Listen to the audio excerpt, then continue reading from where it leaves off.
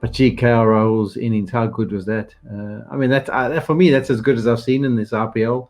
Not maybe because of the amount of runs, but just the way he struck it. The class of the shots, the elegance. There was plenty of power, but it never just looked like brute force and ignorance power. It just looked like controlled, majestic power, if you want to put it that way. And those 8 sixes, 7 fours. I mean, he's headed top of the hitting fraternity for the tournament. He's now 80-odd runs ahead on the orange cap. So it's to have one person in your team perform that way, and your team not make the qualification. It does tend to suggest that there's been elements of the team that haven't put their hand up, and you can't get away with them. Guys are getting good contracts, and you ask them to do certain jobs, but no one's backed up the captain, unfortunately.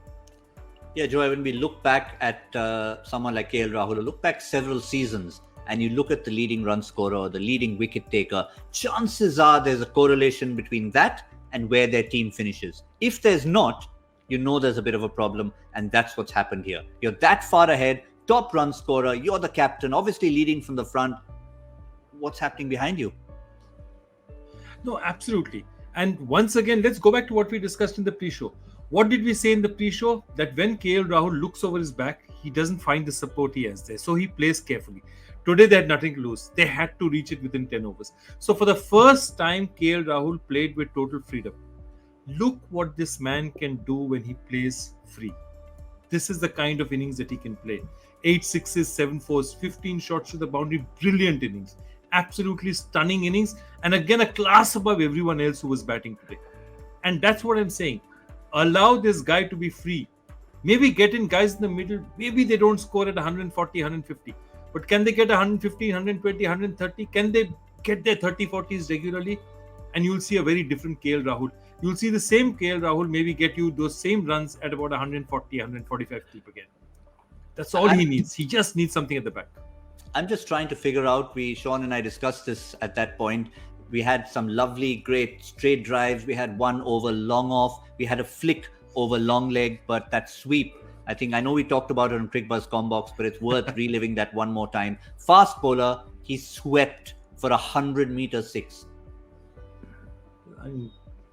Incredible. You guys were talking about it, and I was just wondering, where do you see cricket like that?